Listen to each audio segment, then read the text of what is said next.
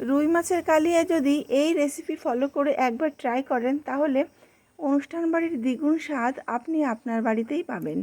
তবে আজ আর বেশি কথা বলবো না, সরাসরি চলে যাব মূল রেসিপিতে।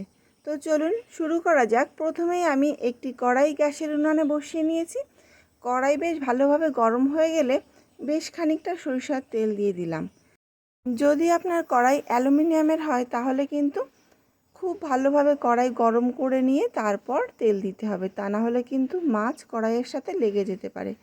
তো তেল আমি হালকা হাতে নেড়ে নিলাম। এবার তেল ভালোভাবে গরম হয়ে যাওয়ার পর রুই মাছের টুকরোগুলি দিয়ে দিচ্ছি। এগুলিকে আমি আগে থেকেই ধুয়ে পরিষ্কার করে নিয়েছিলাম আর নুন হলুদও মাখিয়ে নিয়েছিলাম। গ্যাসের ফ্লেম মিডিয়াম টু হাইয়ের দিকেই রেখেছি। এক সাইড বেশ ভালোভাবে ভাজা হয়ে গেলে আমি উল্টে দিচ্ছি। তো অপর সাইড ভাজা হয়ে যাওয়ার পর আমি মাছগুলিকে তুলে নেব, তবে খুব বেশি ভাজবো না, লালচে ব্রাউন করে ভেজে নেব মাছগুলি। তো আমি একে একে উল্টে দিলাম। এভাবে দুবার উল্টে পাল্টে মাছগুলিকে আমি ভেজে নিলাম। তো দেখুন এই মাছগুলি কিন্তু আমার ভাজা হয়ে গেছে। এবারে আমি তুলে নিচ্ছি। একইভাবে আমি বাকি মাছগুলিও ভেজে নেব। তো বাকি 3 পিস মাছও আমি ভেজে নিলাম। এখানে আমি টোটাল 6 পিস মাছ নিয়েছি। আপনাদের প্রয়োজন অনুযায়ী আপনারা নিয়ে নেবেন।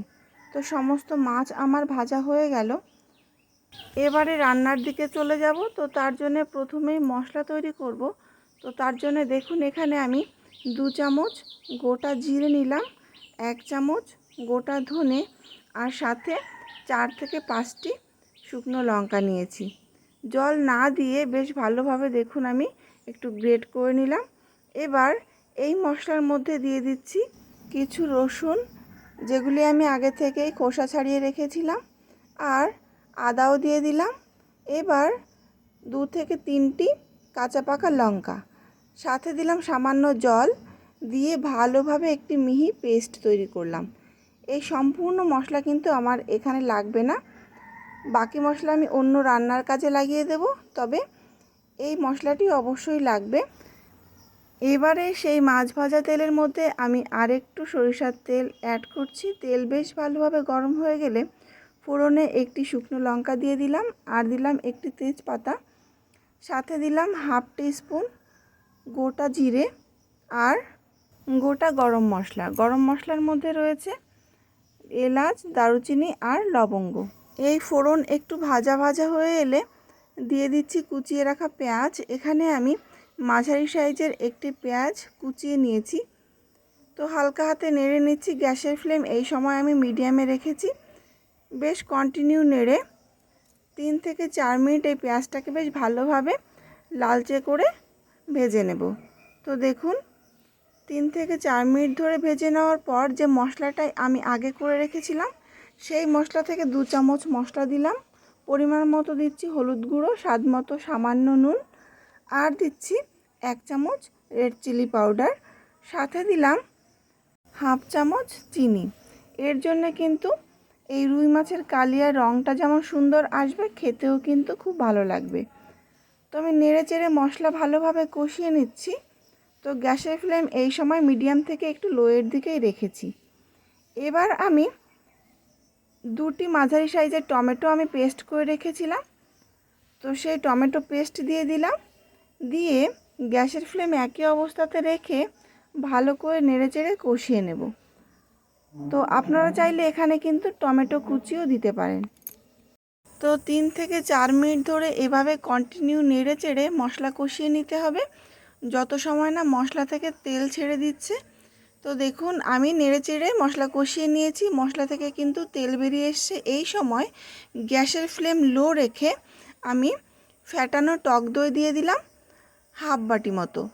তো এই সময় অবশ্যই গ্যাসের ফ্লেম লো অবস্থাতে রাখতে হবে, কখনোই কিন্তু গ্যাসের ফ্লেম বাড়ানো যাবে না, তাহলে কিন্তু দইটা ফেটে যাবে।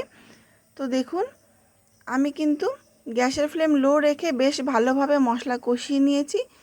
আবারও তত সময় কষিয়ে নেব যত সময় না মশলা থেকে তেল ছাড়ছে।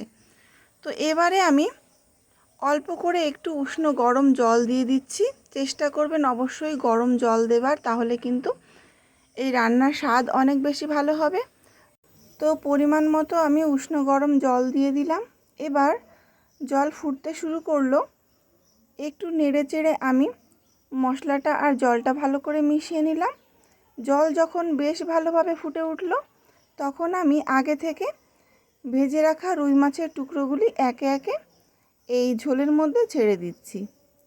তো সমস্ত মাছের পিসগুলি আমি এখানে দিয়ে দিলাম। দেখুন দেখতে কত সুন্দর লাগছে, এত ভালো কালার এসছে, আর খেতেও কিন্তু দারুণ। অবশ্যই একবার অন্তত ট্রাই করবেন আর আমাকে জানাবেন যে আপনার রেসিপিটি কেমন লাগলো। এবারে আমি ঢেকে দেব। ঢেকে হাই ফ্লেমে আমি রান্না করে নিচ্ছি 4 থেকে 5 মিনিট। তো 4 থেকে 5 মিনিট পর ফিরে এসেছি। দেখুন ঝোল কিন্তু অনেকটাই কমে গেছে আর বেশ গাঢ় হয়ে এসছে। তো গ্রেভিটা কিন্তু দেখতে ভীষণ লোভনীয় লাগছে। তো আমি আবারও একটু নেড়ে চেড়ে নিচ্ছি। মশলাটা বেশ কিন্তু সুন্দরভাবে মাছের সাথে মিশে গেছে। সবশেষে আমি দিয়ে দিচ্ছি হাফ চামচ গরম মশলার গুঁড়ি আর 1 চামচ ঘি। এখানে কিন্তু আপনারা ঘি নাও দিতে পারেন, আপনাদের ভালো লাগলে আপনারা দেবেন, না হলে অ্যাভয়েড করবেন। আর উপর থেকে ধনেপাতা কুচি দিয়ে দিলাম। এবার রেসিপি সম্পূর্ণ কমপ্লিট। তো আবারও সমস্ত মশলা আমি ভালোভাবে নেড়েচেড়ে মিশিয়ে নিলাম আর ঢাকা দিয়ে গ্যাস বন্ধ করে দিয়ে রেস্টে রাখলাম 2 মিনিট। ফিরে এলাম 2 মিনিট পর। দেখুন দেখতে কিন্তু অসাধারণ লাগছে। তো গরম ভাতের সাথে এই রকম রুই মাছের কালিয়া কিন্তু দারুণ লাগে। তো অবশ্যই ট্রাই করবেন, আর যদি ভালো লেগে থাকে তাহলে প্লিজ লাইক করবেন আর শেয়ার করবেন।